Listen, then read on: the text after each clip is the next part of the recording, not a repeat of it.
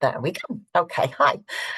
So thanks for coming along, everyone. Thank you for joining my Firework Fear webinar. So this is something that we did last year around this sort of time, although I feel like last year I maybe left it a little bit too late.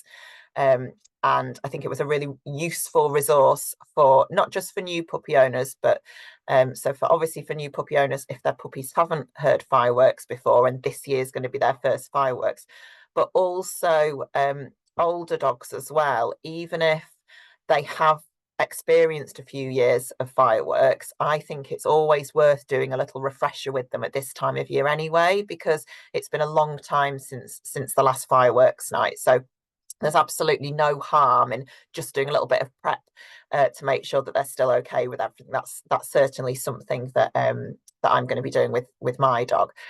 So for those of you that don't know me, my name's Nicola. I'm the puppy nanny. I'm based in Glossop, which is in the Peak District, but not far from Manchester. And I run a range of dog training classes. I do specialise in puppy training classes and puppy one-to-ones, but we do a whole range of different courses for all different ages. I also do one-to-one training where I go into clients' houses, and I also have an absolutely amazing team of dog walkers as well, who work with me, and we cover Glossop and all the surrounding areas for dog walking and puppy visits as well. So we offer quite a lot of services. Just go to the website if you want a little bit more information.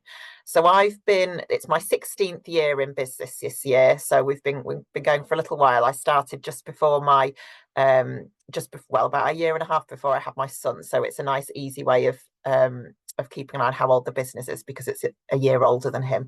So that's a nice, easy one to remember. And it started off with kind of just me on my own. I was doing dog walking in the day, and then I'd do one evening a week of classes. And at the time, they were up at Hargate Hill Equestrian Centre in Charlesworth. And I've been very fortunate in that the business has just grown and grown and grown. And yeah, very, very thankful and grateful that I get to work with lovely dogs every day. So let's get stuck in anyway. That's enough waffle from me. So my first challenge is going to be, yay, will I be able to move the slides over? Okay. So plan for the webinar, I'm going to try and keep it to half an hour. I'll try and leave some time for questions at the end as well. Zoom will kick us off anyway after about 40 minutes and make me pay anyway. So I will try and be quite good with the timing. What we're going to do is we're going to talk about sort of what firework fear is, how it affects our dogs. So things like signs that you need to be looking out for that might indicate that your dog does have some firework fear.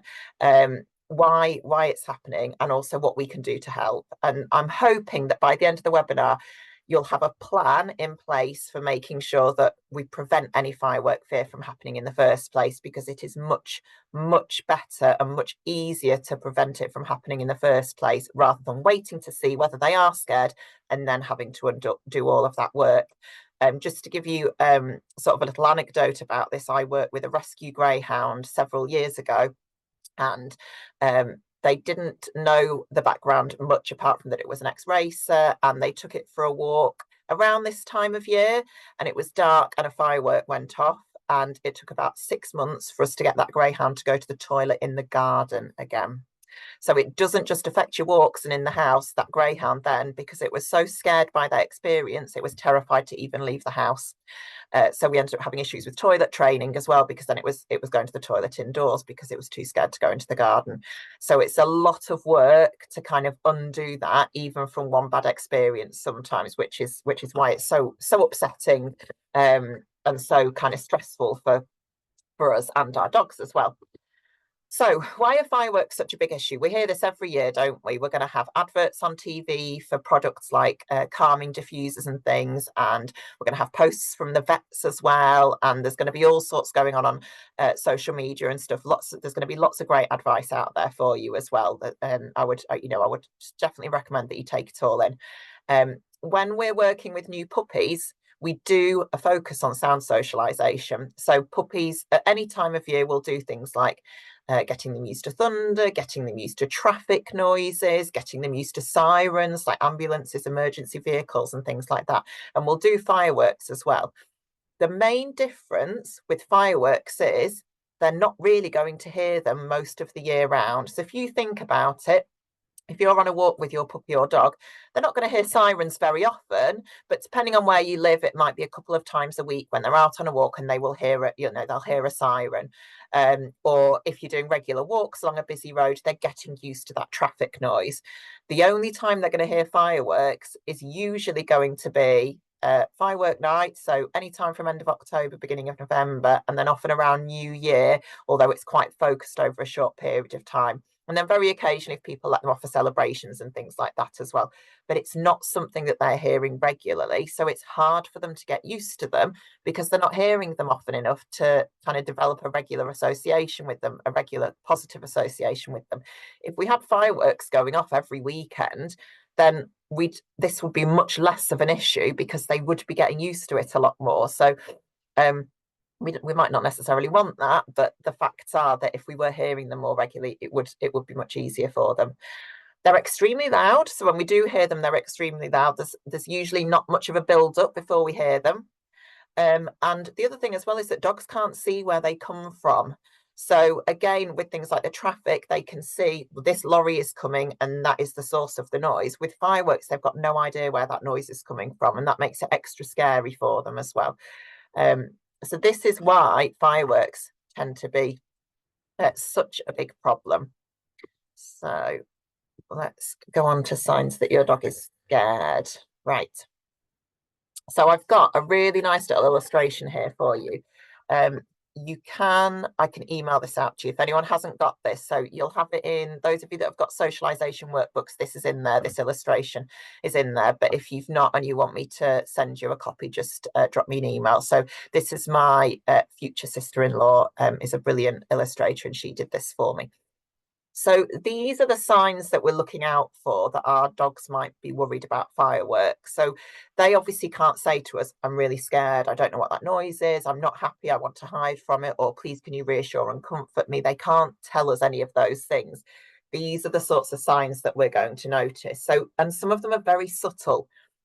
Some of the signs that dogs show us they're worried or scared are very, very subtle. So my dog is very anxious. Her first sign of being anxious is licking her lips a lot. So she starts salivating. If she starts doing any salivating and licking her lips a lot, I know that she's about to start having a bit of a panic attack or some sort of anxiety. So lip licking can often be one. They'll often pin their ears back as well. And another really subtle one is that raised front paw as well, which you'll often see when they're out and about. If they're a bit unsure about something, they'll lift that paw up. And then there's some more obvious ones as well. So things like the tail tucked, often we'll notice that one. Any kind of trembling as well. So if they're shaking, trembling in a kind of an uncontrollable way, that's often a sign of stress. Panting as well can be a sign of stress. It's that them getting kind of worked up. So that's something to watch out for as well. And often with fireworks, they will also try and hide. So they'll either try and hide or they'll try and escape. So whatever way, they're trying to get away from that scary noise. So they might go under the bed or into a corner to kind of den down to feel safer, or some dogs will try and get out of the house because that's where they're hearing the noise, even though we know that the noises are going to be even louder outside. So they're all the sorts of things that that we should be looking out for.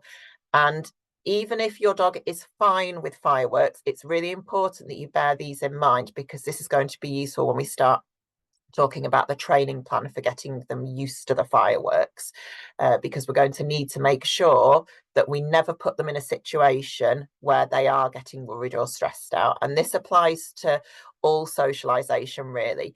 You don't want to just throw them in at the deep end and expect them to be fine.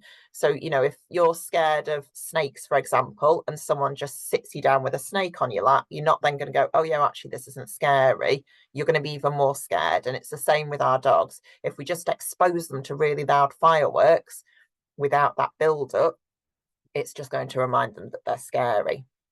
Okay. So some dogs do cope much better than others. And I've got a little bit of a theory about this. And my theory is that it's to do with the time that they're born. And I've not got any scientific evidence to back this up. I haven't actually looked. But from working with dogs, I generally find the dogs that struggle with the fireworks most are dogs that were born earlier in the year, so January, February, March time. And if you think about it, that's because they don't hear fireworks at all until they're 7, 8, 9, 10 months old. And they're past that kind of optimum period for puppy socialization. Whereas if you have a summer puppy, so if you have a puppy that's born in July, August, September time, when they do hear fireworks in November, they're still going to be under 6 months when they hear them for the first time. And with a lot of socialization, we think that the earlier that they're exposed to things, the easier it is for them to get the hang of. So if your puppy is born and they're kind of 10, 11, 12, 13, 14 weeks old when they first hear fireworks, that's just going to be part of all the different things that they're getting used to anyway. So they're going to kind of be quite matter of fact about it and just be like, oh right, yep, that's just another noise. I'm getting used to loads of different things, and this is the one of the things that that I've got to get used to. So you may notice that in your dogs and puppies that it depends on at the time of year they were born. Another factor as well is the breeders. So some breeders are absolutely amazing and they'll do early sound socialization with their puppies whilst they're still in the litter. So they'll do things like playing loud noises like thunder and fireworks and loud bangs and things. And if they can get exposed to that whilst they're still with their litter mates as well, that's a really good time for some early socialization. So if breeders do that, that's really brilliant. And then the other thing as well, which is a massive, massive factor, which I think isn't really talked about enough, is genetics as well. So in the same way that with people, we have some people that are more anxious or nervous than others. And often if your parents are anxious, you will inherit that anxious nature. It's exactly the same with our dogs. So if your dogs had a parent, a mother or a father that was anxious or worried, then their puppies are going to pick up on that as well. There is research now as well that suggests that if the parents were stressed out during the pregnancy, that can actually affect the unborn puppies as well. So it's not as clear cut as there's just this one particular reason. There's lots of elements. Sorry, cat joining there. Cat went across the keyboard there. Sorry about that. Okay, so hopefully that kind of explains to you what's going on. And also I think as pet owners, I certainly do this, and I think a lot of other people do as well, we kind of beat ourselves up for the issues that we're having with our dogs because we feel a certain responsibility for it. And it is to do with what we're doing, but it's also a lot to do with their genetic makeup as well. And obviously that limits us a little bit more about what we can do. So prevention is always better than cure. As I said, I work with a lot of puppies, and the first thing that I will do, just turning a light on, it's gone a bit dark. One of the first things I will do before I teach sit or lie down or wait or anything like that is I will get people started on socialization. And that's because we think that period between about 12 weeks of age and 16 weeks of age for most breeds of puppy is a really optimum time for socialization, where when we introduce them to new things, they're just going to be okay with things. So they're just going to take everything in their stride. As they start to mature, sort of physically and emotionally and mentally, they become more set with their ideas about what they like and what they don't like. And that's when it's harder to introduce new things to them, or where they're more likely to have a fearful reaction to things that potentially are scary. Whereas if you'd introduced it to them earlier, they might have just gone, no, it's just a new noise. That's just life. That's just one of those things that's going to happen. As I said before, if they do learn that fireworks aren't okay, so if you don't do any socialization with them as a puppy, they don't hear fireworks till they're 10 months old, and then you're out on a walk with them and all of a sudden a neighbour lets off a firework and it's really, really loud, chances are that's going to be a very negative experience for them, and that's going to stick with them. And even though it's only a one-off, with a lot of dogs, one bad experience is enough to really stress them out and to cause some quite deep-seated anxiety about things like going out the house, walking in the dark, loud noises in general. And you tend to find that generally if they're anxious about one thing, they'll be anxious about quite a few other things as well. It often doesn't come as just one particular thing on its own. So that's why it's much better to prevent it. We'll talk in a minute about what to do if your dog is already suffering from firework fear, but it's a much sort of bigger project than introducing a young puppy to fireworks at the start. And it's a very lengthy and expensive process, and often involves medication, and it involves behavioural support and vet support and everything as well.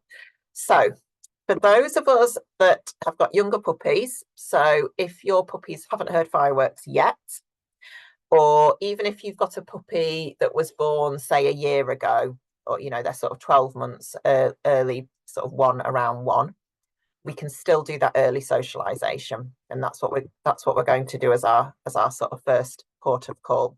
So I've done you a little kind of bullet point list here, and this is something that is really easy to do at home, and we do this in our group puppy classes as well, because there's no, it's not hard work for me to have a little portable speaker with me and start introducing puppies to this. So I want you, after this session, I want you to go away and find a firework recording. So you can go, there's so many resources out now that weren't around sort of 10 years ago. So you can go on YouTube and you can search firework recordings. I use Spotify sometimes. You can search firework recordings, and there'll often be like an hour-long track of fireworks. So there's lots out there that are just free to access. Ideally, you want to connect your phone or your laptop up to a speaker, because we want to build up the volume quite a bit. And obviously, if it's on a mobile phone, we're a little bit limited with how loud it can go. If you've only got a mobile phone or you've only got a laptop, obviously that's better than doing nothing at all. But it is going to be a little bit more effective if we can connect it to a good speaker where we can build up the volume. You want to start off so quietly that your puppy or your dog doesn't even notice the sound of it.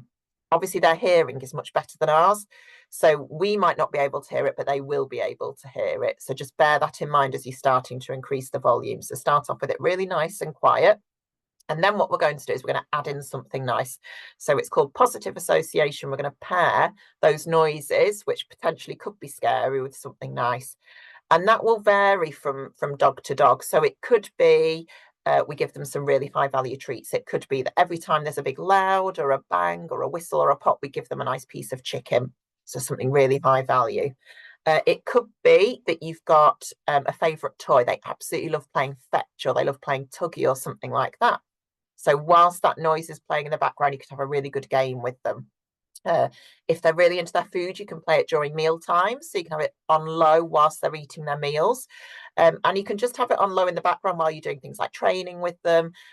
Anything that they enjoy. So if they like being cuddled, if they like being groomed, if they like a nice brush or a bit of a massage, anything that they enjoy doing, we can pair that with this noise, so that we're teaching them that it's a nice noise and not a scary noise. If they're absolutely fine and they're not reacting, and this is where the little illustration that I used earlier comes in, then we're going to increase it. And I quite like it if there's some sort of visual where I can see that I've just increased it by one level on the volume, because then I can record where they're okay up to. You can't always do that on your phone, so sometimes it's just one press of the volume button. So you press it up once and then you'd repeat again. And then again, if they're okay, you'd repeat it again. And you're going to carry on repeating the volume as long as they're happy with it. Don't increase the volume if they're showing any of the signs of fear at all. If they're showing any signs of fear, we need to go back down to the previous volume, work with that level for longer until they're comfortable with it, and then try again. You want to keep your training sessions quite short. Puppies learn best with little and often. So I would maybe do 5 or 10 minutes at a time, but you could do that a couple of times a day if you've got time to do it. And you're aiming to get to the point where by the time we hear real life fireworks at the end of the month, we've got it at full volume.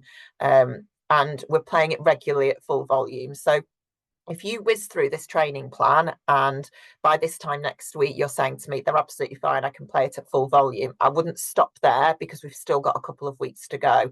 What I would probably do is I'd go to a maintenance program where you're playing the sounds maybe every other day or something like that, just so that they don't forget about it, because we want to keep it fresh in their mind, ready for when they actually hear the real fireworks. Okay, so that's kind of your homework. So this is for if you're dog or puppy isn't scared of fireworks already, or they've not heard fireworks yet and you're not sure and we're just starting to introduce it. So some of you might say, well, my dog's already scared of fireworks. Now, as I said at the start, this is much more complex. So there's a lot more going on here, and it's much more than I could cover on a webinar, because it needs to be an individual one-to-one plan for each specific dog. First thing I would do is speak to your vet. There's lots of medications that can help, and a lot of dogs need that support from medication to help them get through something like this. I know a lot of owners are dead against using medication, but we use them for humans that are suffering from panic attacks and stress and anxiety and things like that, and our dogs just need just the same support, and often it's really similar medications as well. Some of the medications are like an ongoing one that they take all the time. Some of them are just used as and when, but it's definitely something that you need to speak to your vet about. The other thing that you need to do is you need to make sure that you're protecting your dog from those reactions to fireworks. So the way you need to think of it is, if they're already scared of fireworks and then a firework goes off and they have that panic reaction where they're shaking and they're panting and they're terrified, that's reinforcing to them that fireworks are terrifying. So they associate their reaction directly with the sound. They think that that firework noise is causing them to feel physically in that way. So it just reminds them every time they have one of those episodes, it reminds them every single time that fireworks are terrifying. It sounds extreme, but I know a lot of people, mainly dog trainers, that will book holidays during firework time, and they'll go to like the Scottish Highlands for a week with their dogs just to take them away completely. So it sounds ridiculous, but if you've got a dog that's really struggling with fireworks, then it's well worth it. But definitely look at the medication option as well. And then what you want to do is you want to start a training program. So what I'd probably suggest is you either want to kind of start now, or wait till the fireworks are over, get that kind of out of the way, and then start after that. Because I have had some clients that I've worked with where we've started sort of middle of November, and then the plan has almost been to get them trained up and okay with the fireworks around New Year's Eve. So that gives you a nice little goal to work for. And if it's a really extreme dog, then we can start kind of now with a view that we've got a full year before next year's fireworks to get them used to that. So you can contact a trainer like me, you can contact a behaviourist. It's worth noting as well that a lot of insurance policies now will cover things like medication prescribed for behavioural issues as well. So if your dog's insured, a lot of them you will be able to claim on the insurance for that. And also, if the vets refer you to a vet's behaviourist, then a lot of insurance policies will cover that as well. So it can get expensive, especially if you end up going with a vet's behaviourist. But if you've got the insurance in place, it's quite reassuring then to know that that you've got that there as an option. Okay, so that's our plans in place. Now, what are we going to do on actual fireworks night? And to be honest, I feel like, and it might just be me, but I do feel like they start earlier and earlier each year. So I will probably be thinking about putting some of these things into place with my dog, probably from middle of October, because we often hear them leading up to Halloween, don't we? So sort of that last week in October, often we'll start to hear them then. So tired dogs are going to settle more, and it's going to be easier for them to stay calm. So make sure they're getting plenty of exercise. If you're at all unsure of how they're going to cope with fireworks, I would walk them during the day and keep them in once it's dark. So obviously the evenings are starting to draw in now. It's getting darker earlier. But if there's any worry at all that they're going to get spooked by fireworks on a walk, it's just not worth the risk. And there's plenty of other things that we can be doing with our dogs at home to tire them out. You know, we can do training games, we can do scent work, we can do foraging activities, we can get activity toys out, we can play tuggy, we can do that sort of thing with them as well. So there's other ways that we can kind of keep them busy and occupied. Make sure they've been fed and been to the toilet before it gets dark as well, because then you can wait for the fireworks to be over and then you can let them out again. And also if they've had something to eat and they've got full tummies, again, they're going to be more settled. I would keep all your curtains closed, and it's a really good idea to have some background noise on. So even if you normally have quite a quiet household, have the TV on in the background or the radio on. And I would have things on in different rooms so that if they go from the living room to the kitchen, there's noise in the kitchen as well as in the living room. Make sure they've got somewhere cozy to go as well. So if they've got a crate that they like going in, make sure that that's open and available to them, or if there's like a corner of the room or a particular sofa that they like snuggling down on, make sure that's available. And then the other one, which will probably come up again this time of year, although I don't see it quite as much anymore, is it's absolutely fine to comfort and reassure your dog as well. So for a while, it was thought that if our dogs were showing signs of anxiety and then we fussed them and reassured them, we would reward that anxiety and cause them to be more anxious. And that's not true at all. We can't actually reward an emotion. It's not possible to do that. So in the same way that if a child or a friend or a relative was struggling with something, you'd be there to reassure them. I would treat your dog exactly the same as that. I would be there to fuss them if they need it, cuddle them if they need it. It's absolutely fine, and rather than doing any damage, it's more likely to help because you're showing them that you're there to support them. Right. Whew. Didn't even take a slurp of tea then. Let me skip to the end one. Right, so I've done just about right. I've got 5 minutes left for any questions. So it's up to you. You can either unmute yourself and you can ask a question, or if you're not comfortable doing that, I'm happy for you to put questions in the chat box. So yeah, we'll have a few minutes of that. Hopefully that's been really helpful. What I am going to do as well is I'm going to do, I've already got a little handout to go with this. So I'll make the handout available so that you've got some notes there as well to be going through. And if anyone is concerned about this, if this is a major concern and you want a plan specifically putting in place for you, or if you've got a dog that is already dealing with firework fear issues, please feel free to reach out and I'd be happy to put a training plan together for you. Okay, Jo, you've unmuted yourself. Have you got questions? I've got, yes, thank you, Nicola. That was really interesting. Would you keep the training, sort of the desensitization, the playing sounds going throughout the year? Because November's obviously a problem and New Year's Eve is a problem, but we probably won't hear any fireworks after New Year's Eve. I would definitely keep it going until the new year. Potentially, I think for the first year of your dog's life, I think there's absolutely no harm in doing a little bit every now and then, almost like a maintenance program. So even if you just did it like once or twice a week, I would probably do that. And if you don't, so one of the things which I've done for the last few years is about this time of year, so a couple of weeks before we're going to start hearing them, I just run through the whole program again with my dog. So I can get through it much more quickly. It takes a couple of sessions for me to get up to full volume, but it's just a reminder. Do you remember these things? This is happening again. It's going to be here again this year, but don't worry. We dealt with it last year. It's fine. So I think for younger dogs, for the first year, yes, I would do it a bit more regularly. Once they're up to sort of 3, 4, 5, you could just do a little refresher near fireworks time. I think that would be really beneficial. Brilliant, thank you. Okay. Anyone else? Any other questions? Let me have a look if there is something in chat. Just a thank you. You're very welcome, Emma. Hopefully that was helpful for you. Okay. Well, if anyone thinks of any other questions, feel free to drop me an email or a WhatsApp. Easiest way to contact me is just my email address. I'll just pop it in the chat box for you. So it's Nicola at thepuppynanny.co.uk.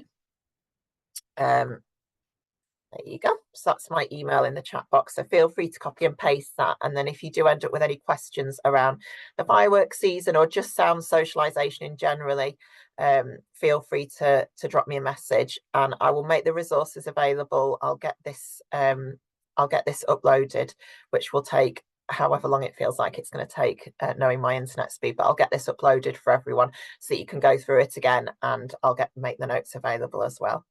Okay, thanks so much for joining me, everyone. I'm really pleased. Oh, thank you. I'm really pleased that a few of you managed to make it. So I'm going to do next month, we're going to do Christmas preparation. I know it sounds a bit early to be talking about Christmas, but again, if you're welcome, Ben. Again, if you've got a young puppy, or often if people are planning to get puppies around Christmas time, it's a good time to get prepped for. So I'll be doing a bit of a Christmas webinar middle of November time. So yes, I hope you'll be able to join me on that. Right, have a lovely afternoon. The sun's come out in Glossop now. So yeah, get your dogs out while you can. All right, take care, everyone. Bye.